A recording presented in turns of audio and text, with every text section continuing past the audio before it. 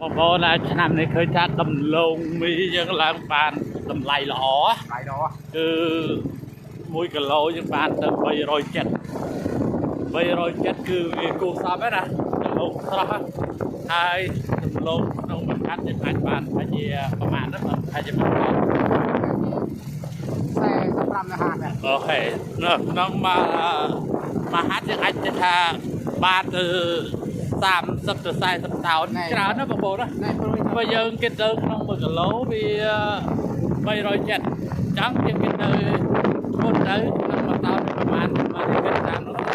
គឺគូសំតម្លៃឆ្នាំនេះរត់ឆ្នាំគឺតែ130ចែកច្រើន200ចែកច្រើន200អីយ៉ាងច្រើនទេណាអត់ទេ170ចាំទៅ170 130ដល់ពេលឆ្នាំនេះគឺបានគីឡូថ្លៃហើយប្រជាកសិករនៅក្នុង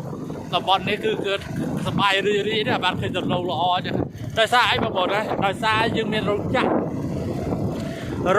នៅជិតនេះឯងរោងចក្រហៅថារោងចក្រនៅក្នុងភូមិបន្លងក្រាច់រោងចក្រសៅពីនៅឡងក្រាច់នេះគឺហើយក៏ដំឡូងគឺបានតម្លៃល្អហើយជាខ្ញុំ